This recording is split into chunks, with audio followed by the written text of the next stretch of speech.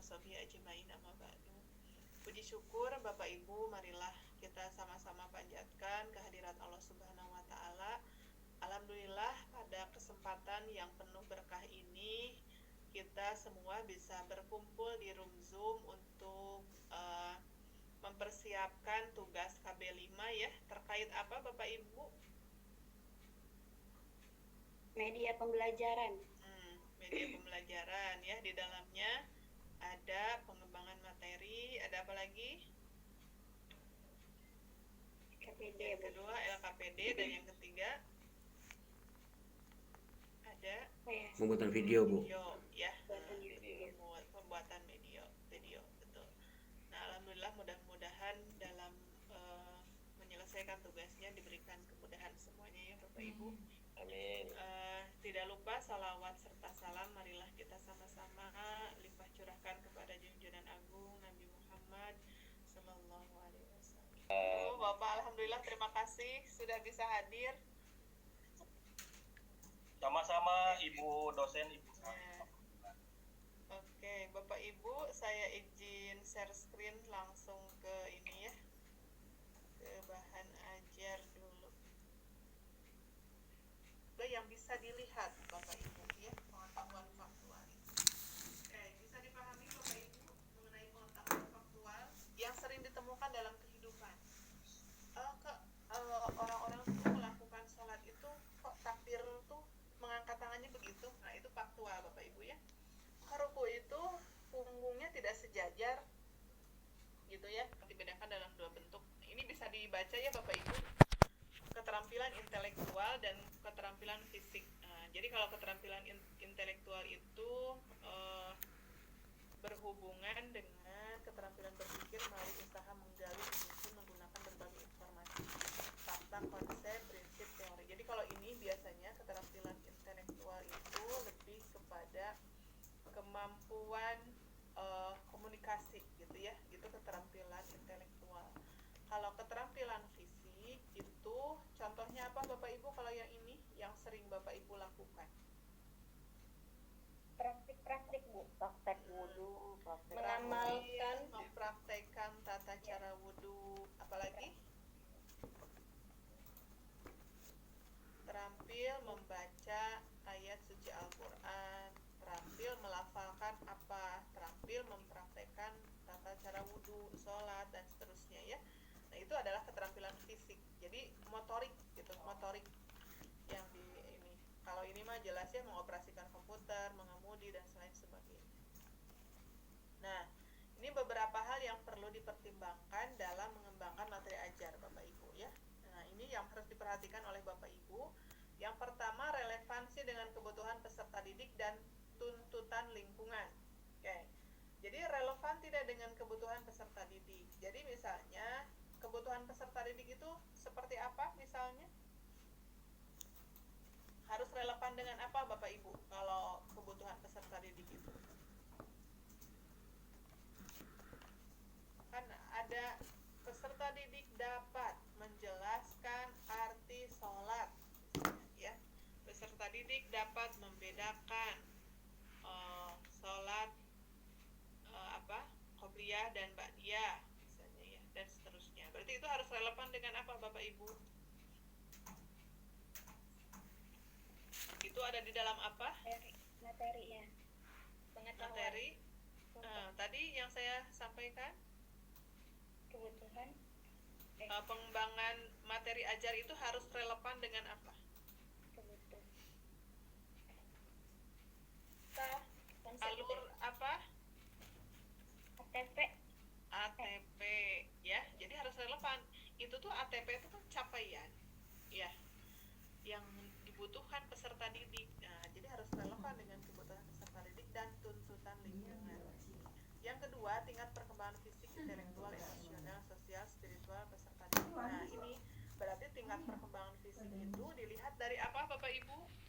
Waktu teori belajar, Bapak Ibu? Biasanya dilihat dari apa? Kalau tingkat pengetahuan, betul ya, jenjang atau fase ya. Jadi misalnya lihat di fase A beda Bapak Ibu menggunakan soal-soal atau materi ajar untuk fase A di jenjang kelas 1 dan di jenjang kelas 2 ya. Nah, itu lihat tingkat perkembangan fisik dan intelektual serta emosional peserta didik ya. Kemudian yang ketiga, kebermanfaatan bagi peserta didik. Nah, ini bermanfaat tidak materi ajar ini, gitu ya. Nah, itu yang harus kita tuangkan itu adalah kebermanfaatannya. Kemudian struktur keilmuan. Nah, kemarin kita sudah membahas Bapak Ibu terkait struktur keilmuan. Ya. Di ATP, di metode ATP ada struktur keilmuan ya Bapak Ibu. Dari mulai apa struktur keilmuan itu? Kemarin sudah kita bahas ya. Jadi struktur keilmuan itu ketika siswa mau belajar misalnya tentang sholat, berarti dia harus tahu apa dulu sebelumnya? Pengertian ya, Bu? Sebelum itu kemarin sudah ada itu metode struktur keilmuan. Yang Ada hierarki metode keilmuan itu ya. abstrak konkret. Konkret ke abstrak. Ada salah satunya struktur keilmuan. Hierarki kenal rukun Islam. Ya, jadi kalau misalnya Bapak Ibu mau mengajarkan tentang sholat, berarti sebelumnya siswa harus tahu apa dulu? Tata cara berwudu. Mengenal Sebelum rukun wudu? Islam dulu, Bu. Rukunnya Ya. dulu, Bu ya. Rukun Islam. Mengenal Rukun Islam. Kemudian yang Syahadat, kedua syahadat. Dia harus kalimat tahu dulu karena di syahadat. dalam sholat itu ada dua kalimat Bacaan syahadat. syahadat. Ya. Syahadat. Oke, setelah syahadat, Wudu. Tata cara berwudu. tata cara wudhu. Dia tidak bisa sholat atau tidak sah sholatnya ketika tidak memahami tata cara wudhu. Berwudu. Oke, setelah itu baru Niat, Bu. Azan. Azan. tahu niat, tahu waktu kan gitu. Oh, waktu ditandai dengan azan. Kemudian apa lagi? Baru Tata Gerakan. cara sholat. gerakan sholat atau tata cara sholat. Nah, itu namanya struktur keilmuan, Bapak Ibu. Jadi dalam mengembangkan materi ajar, Bapak Ibu harus memperhatikan struktur keilmuan. Apa saja dulu yang ini struktur keilmuan itu Bapak Ibu tuangkan di dalam konseptual. Ya, jadi di konsep itu apa dulu yang mau disajikan? Pengertian, kemudian apa lagi dan seterusnya. Gitu ya. Jadi harus struktur konsepnya. Oke, bisa dipahami Bapak Ibu? Insya Allah. Oke, yang berikutnya adalah berbagai sumber yang relevan. Jadi nanti Bapak Ibu juga ini lengkapi dengan sumber-sumber ya, baik itu referensinya yang relevan dan mutakhir maupun non digital. Kemudian ini harus memperhatikan juga alokasi waktu. Ya, Bapak Ibu kemarin sudah membuat organisasi pembelajaran. Berapa JP untuk materi ini, gitu ya? Untuk materi ini berapa JP dan seterusnya, gitu ya? Oke. Yang berikutnya, kriteria supaya bahan ajar ini lebih bermakna, Bapak Ibu. Nah, bagaimana bahan ajar ini supaya bermakna? Kriterianya yang pertama ada novelty, ya. Novelty itu kebaruan, Bapak Ibu. Jadi jangan out of date ya, harus up to date. Nah, bagaimana bahan ajar yang kita ini supaya up to date? Berarti harus sesuai dengan tadi perkembangan peserta didik. Harus menarik, Bapak Ibu ya. Harus menarik. Kemudian proximity. Nah, ini disampaikan harus sesuai dengan pengalaman peserta didik. Nah, ini jadi harus sesuai dengan pengalaman peserta didik. Berarti tadi itu harus sesuai dengan perkembangan pengalaman peserta didik. Jadi harus bisa memberikan nah gitu ya. Jadi kalau ada bahan ketika siswa membaca bahan ajar yang kita berikan, ya begitu. Nah, itu berarti artinya proximity. Ya, memberikan pengalaman atau sesuai dengan pengalaman peserta didik. Kemudian konflik artinya pesan yang disajikan sebaiknya dikemas sedemikian rupa sehingga menggugah emosi. Greget gitu ya. Jadi pokoknya harus menarik. Kemudian humor artinya pesan yang disampaikan sebaiknya dikemas menampilkan kesan lucu. Pesan yang dikemas dengan lucu cenderung akan lebih menarik perhatian. Jadi boleh berbagai cara Bapak Ibu menyajikan bahan ajar ini supaya lebih bermakna gitu ya.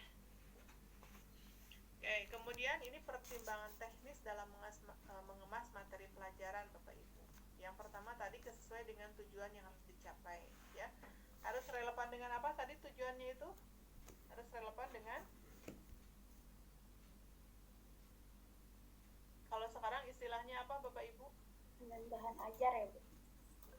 Ya, ATP. bahan ajar itu harus relevan dengan ATP. ATP ya. Kemudian kesederhanaan. Jadi sederhana itu mudah dipahami ya. Kemudian unsur-unsur desain pesan. Nah, Bapak Ibu, jadi bagaimana materi ajar ini dibuat, didesain sedemikian rupa sehingga memberikan pesan yang menarik ya. Kemudian pengorganisasian bahan, petunjuk cara penggunaan. Nah, jadi ada petunjuknya di bahan ajar itu ya, harus terlihat apa yang harus dilakukan oleh siswa. Oke, nah itu untuk bahan ajar Bapak Ibu sudah selesai. Ada yang mau ditanyakan sebelum kita masuk ke LKPD?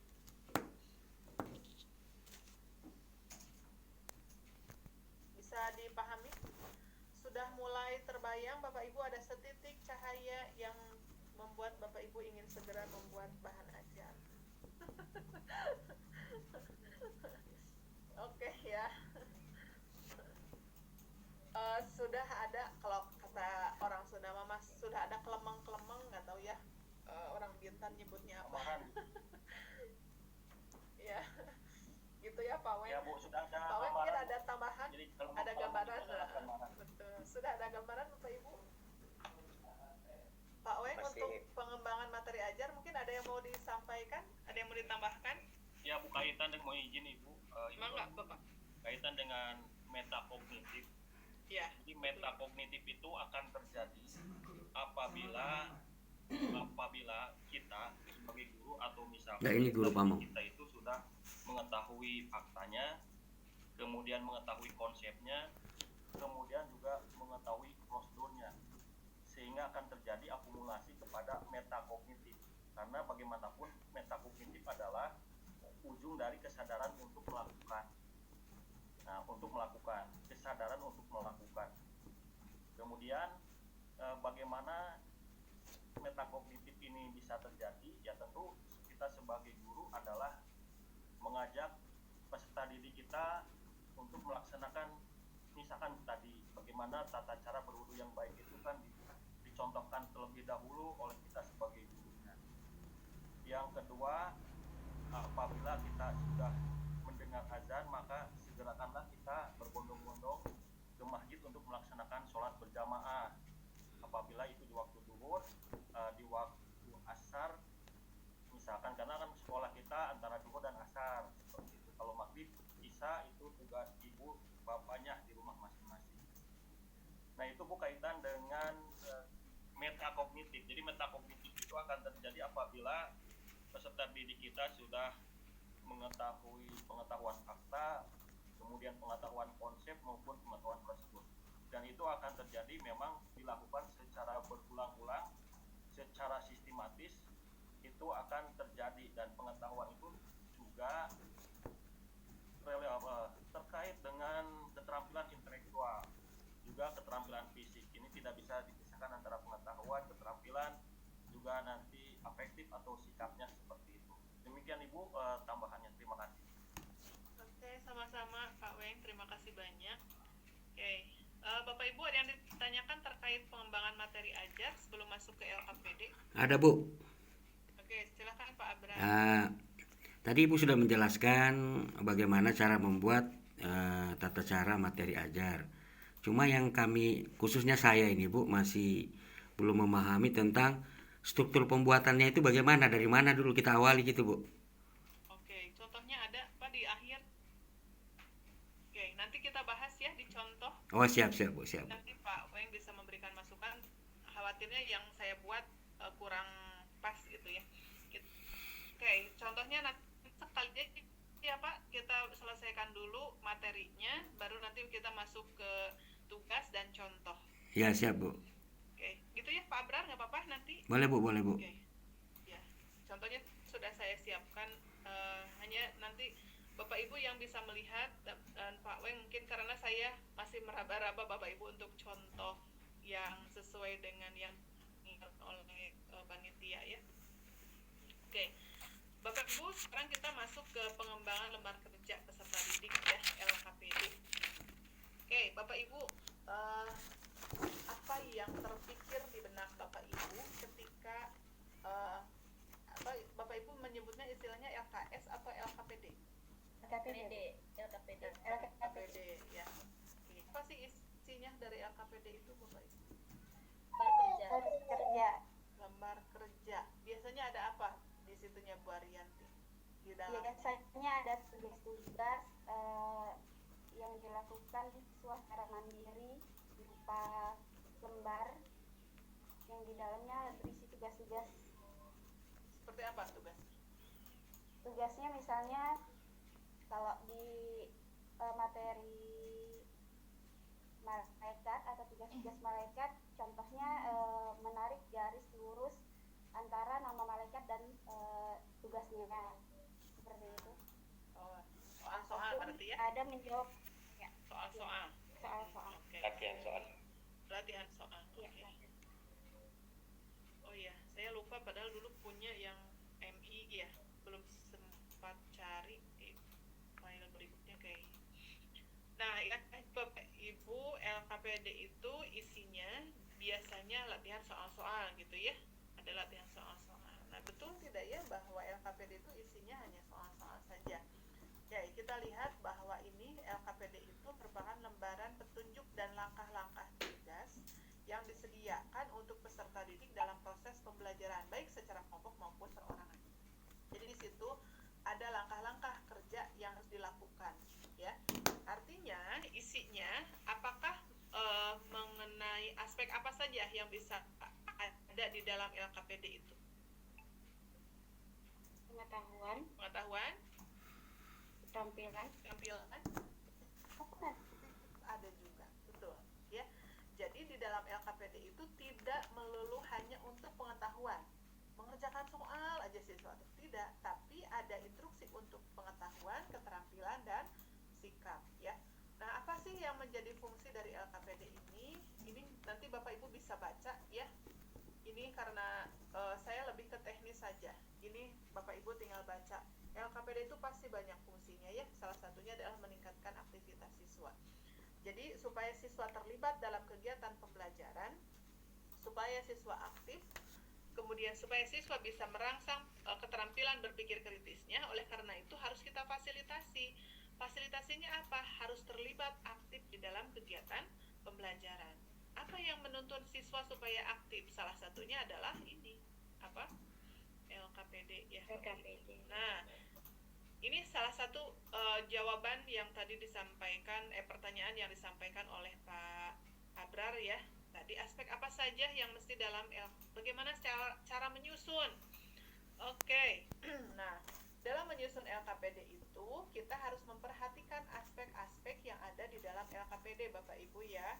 Yang pertama harus ada judul. Jadi judul LKPD-nya apa? Yang kedua ada tujuan pembelajaran yang ingin dicapai ya. Saya lebih senang Bapak Ibu mencantumkan ATP di sini.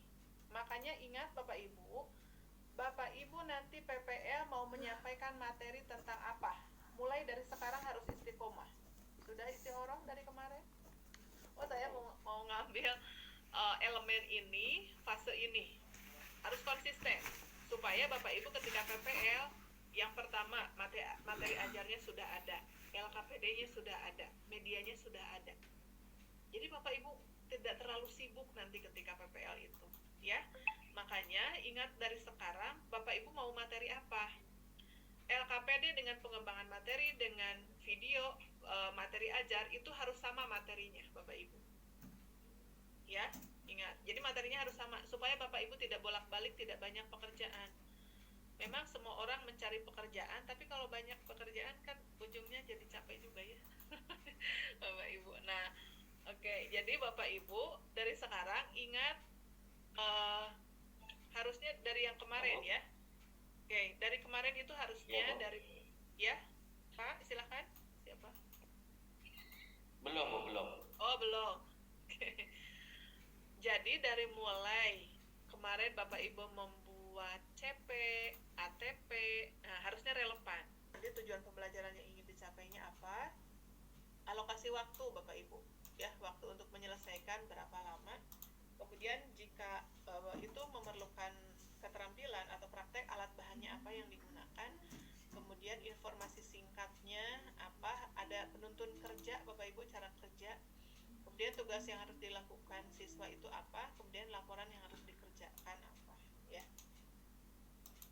Nah, kemudian ini dalam pertimbangan menyusun LKPD itu aspek penyajian materi Bapak Ibu. Jadi judul lembar kerja harus sesuai dengan materinya, betul ya. Kemudian materi harus sesuai dengan perkembangan peserta didik. Kemudian materi harus logis Bapak Ibu, logis dan sistematis. Kemudian materi disajikan secara sederhana, jelas, kemudian menunjang keterlibatan dan kemauan peserta didik untuk ikut aktif. Oke, tampilan Bapak Ibu, tampilan LKPD, penyajiannya sederhana, jelas, dan mudah dipahami, ada gambar, grafik sesuai dengan konsepnya, supaya menarik Bapak Ibu ya. Kemudian tata letak gambar, tabel harus tepat, judul ini maaf ya, keterangan instruksi harus jelas, kemudian mengembangkan minat dan mengajak peserta didik untuk berpikir. Nah ini ya, jadi dalam LKPD itu harus ada ini. Oke, ini untuk media pembelajaran, nanti linknya sudah ada Bapak Ibu contohnya ya di referensi. Nah, kenapa Bapak Ibu ini kita harus menggunakan media? Nah, ini perannya ya. Jadi Bapak Ibu, tadi kita ingin meningkatkan keterampilan berpikir kreatif siswa atau berpikir kritis. Artinya siswa itu harus banyak dilibatkan, harus aktif. Bagaimana siswa aktif itu? Apakah harus hanya mendengarkan saja? Nah, kalau mendengarkan kan siswa itu tidak diberikan kesempatan untuk bertanya, menjawab gitu ya. Jadi hanya mendengarkan saja. Ini akan menyebabkan siswa ini memperoleh informasi yang verbal, satu arah, pasif. Bagaimana pengetahuan yang ia peroleh? Ini hanya 20%.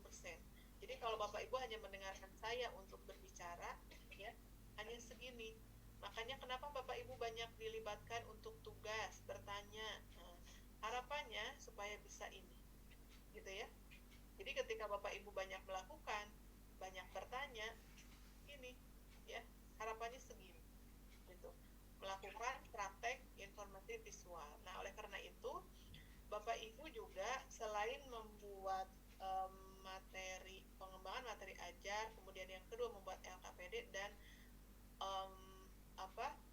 menyusun atau membuat video materi ajar. Nah, harapannya siswa nanti bisa belajar lebih aktif dan kemampuan yang dicapainya bisa lebih tinggi, gitu ya, seperti itu. Nah, itu Bapak Ibu. Ini fungsi media bisa Bapak Ibu cari, baca sendiri ya Bapak Ibu. Oke, nah ini referensi-referensi yang nanti bisa Bapak Ibu akses, itu linknya ada di modul Bapak Ibu ya, nanti tinggal klik saja.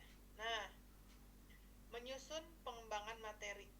Kalau di LK5A itu gini ya, materinya apa, mengapa, bagaimana, untuk apa, gitu ya. Jadi kalau misalnya melihat tadi di modul itu ada pengetahuan apa Bapak Ibu? Tentang apa tuh pengetahuan? Nah, Faktual. Di sini ya, faktual. Jadi ini berhubungan dengan pengetahuan faktual. Kalau di sini tentang konseptual, ya. Kalau di sini adalah prosedural, Kalau di sini metakognitif. ya gitu. Jadi hanya saya berikan contohnya mengikuti ini saja, tapi tidak dalam bentuk tabel, supaya nanti Bapak Ibu ketika PPL itu tinggal menggunakan. Jadi saya deskripsi. Ya. Bisa diulangi lagi tuh Bu, yang apa tadi untuk apa tuh Bu? Ini pengetahuan faktual, ya. Ini konseptual, prosedural. Yang bagaimana itu prosedural, untuk apa itu metakognitif, gitu, ya. Untuk apa sih kita sholat? Nah, kalau ada kesadaran, berarti tadi ya sudah dilakukan, sudah diajak, sudah diajarkan. berarti dia ada punya kesadaran, tidak akan lagi bertanya untuk apa karena dia memahami, menyadari. Nah, gitu ya, itu metacognitive ya. Oke, kalau menyusun LKPD Bapak Ibu nanti ada judulnya, kemudian petunjuk belajar, CP dan TP, informasi pendukung, tugas dan langkah kerja, dan ada penilaian. Oke ya. Nah, nanti kalau menyusun media digital Bapak Ibu, ini isinya adalah Bapak Ibu buat PPT dari materi yang akan Bapak Ibu ajarkan, kemudian Ibu rekam, Ibu sajikan. Gitu ya. Caranya ada di linknya, tinggal Bapak Ibu bagaimana cara membuat PPT yang interaktif. Nah, nanti materinya, nama videonya apa? Misalnya tulis video materi tata cara wudhu misalnya. Nanti linknya di sini, link videonya. Jadi saya tinggal klik, oh Bapak Ibu sudah membuat video. Ya. Oke. Kemudian contoh. Bapak Ibu sudah muncul? Ini pengembangan materi ajar tentang pelaksanaan tata cara penyelenggaraan jenazah. Ini kelas 11 ya. Ini tuh fase B kalau nggak salah, fase B. Nah, ini asalnya saya itu pengetahuan faktual asalnya. Cuman karena melihat di formatnya gitu, jadi apa itu mati, jadi saya ubah ke situ gitu ya Bapak Ibu. Nah, jadi faktanya kematian itu Bapak Ibu silahkan buat cerita supaya siswa menarik, apa sih itu mati. Jadi kematian merupakan ketentuan Allah Subhanahu wa taala yang tidak ada seorang pun yang dapat menghindarinya, bla bla bla gitu ya, Bapak Ibu sebutkan di situ. Di Indonesia setiap hari, nah ini ada faktanya gitu ya, faktanya. 50 orang meninggal karena narkoba, 85% kematian di jalan raya didominasi anak muda, belum lagi yang dijemput kematian di rumah sakit, di atas ranjang tanpa penyebab yang pasti, dan seterusnya gitu. Bapak Ibu nanti boleh untuk faktual itu Bapak Ibu searching dari internet bagaimana fakta tentang materi yang Bapak Ibu sajikan gitu ya. Nanti saya share di grup ini contohnya ya. Nah, kenapa saya tidak ikut tabel yang tadi Bapak Ibu? Mungkin Pak Weng, saya suka bukan tidak ikut aturan, tapi saya menginginkan supaya Bapak Ibu sekali jalan gitu. Nanti PPLT Bapak Ibu tinggal pakai ini aja. Kan ini bagian dari atribut RPP Bapak Ibu ya. Lampiran RPP itu harus ada materinya bukan? Nah, supaya Bapak Ibu nggak mindah-mindahkan lagi gitu dari tabel, maksud saya begitu ya. Mungkin nanti disepakati dengan Pak Weng, Bapak Ibu mau masuk ke tabel yang tadi gitu ya. Tapi kalau menurut saya tampilannya menarik begini gitu dibanding tabel kayak tadi ya. Nah, kemudian Bapak Ibu yang konseptual. Nah, konseptual ini yang ini. Mengapa orang mati perlu pemulasaran? Karena judulnya ini ya, pelaksanaan materi pokoknya. Kalau di kurikulum Merdeka materi, tidak ada materi pokok, jadi materi. Bapak Ibu lihat CP, di CP-nya ada apa? Ambil satu materi. Dengan catatan Bapak Ibu harus konsisten. Jadi materi di LKPD, materi di pengembangan materi, dan materi di media itu sama, ya. Supaya nanti Bapak Ibu PPL gampang. Oke, itu pesan saya. Silahkan mau diikuti atau tidak, hanya supaya mempermudah Bapak Ibu nanti ketika PPL ya. Nah, materinya adalah pelaksanaan tata cara penyelenggaraan jenazah. Nah, oke, jadi di sini ada syarat-syarat jenazah yang akan dimandikan tuh apa saja, syarat orang yang memandikannya ya. Nah, pokoknya ini konsepnya Bapak Ibu. Konsepnya harus dari mana? Oh ya, saya kelewat. ATP-nya Bapak Ibu tolong dicatat. Di sini harus ada ATP ya. ATP-nya apa gitu, atau tujuannya boleh. TP, maaf. TP-nya Bapak Ibu tuangkan di sini. Ini saya yang terlewat, mohon maaf. Ya, karena ini saya ambil dari kurikulum yang dulu. Coba nggak keedit. Bapak Ibu nanti cantumkan TP-nya ya. Oke. Nah, yang berikutnya Bapak Ibu, bagaimana tata cara. Nah, itu tadi ya. Ini tuh pengetahuan apa Bapak Ibu namanya? Prosedural. Prosedural. Tata cara memandikan jenazah. Dimasukkan caranya bagaimana. Terus yang terakhir Ibu, untuk apa? Metakognitif.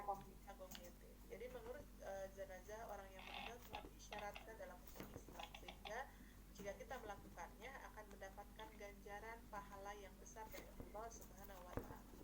Jadi umat Islam adalah satu, maka apabila sesama umat Islam mengalami musibah hendaknya turut bersimpati. Ini memupuk kesadaran gitu Bapak Ibu ya. Jadi pengurusan jenazah dapat meningkatkan kepekaan sosial dan kepedulian kita kepada sesama umat Islam. Dengan penyelenggaraan jenazah membantu meringankan beban keluarga jenazah dan sebagai ungkapan bela sungkawa atas musibah yang dideritanya. Jadi Bapak Ibu silakan nanti untuk pengetahuan metakognitifnya atau untuk apanya tuh silakan dieksplor bagaimana yang kita sajikan ini bisa meningkatkan kesadaran gitu intinya ya. Oke. Bapak Ibu untuk ini tadi silakan Pak Aprizan. Untuk TP tadi satu aja Bu ya. Ya, atau ATP boleh. Bapak supaya nanti Bapak Ibu mudah di sini di mengapahnya ATP saja. ATP Bu. TP, ATP boleh dua-duanya. Mau ATP saja boleh. Lebih tergambar ATP supaya nanti di sini di konsepnya kelihatan. Gitu ya. Oke, jangan lupa ya Bapak Ibu. Jadi nanti Izin isi nanya, dari Bu. ya, Bunia silahkan. Tadi mengenai cara menyusun LKPD kan ada di situ membuat langkah-langkah kinerja ya Bu ya. Ya, LKPD. Kalau ini masih pengembangan materi, Bu. Oh gitu. Oh ya, nanti aja Bu. Oke. Oke, nanti setelah ini saya ada Bapak Ibu yang mau bertanya tentang ini pengembangan materi?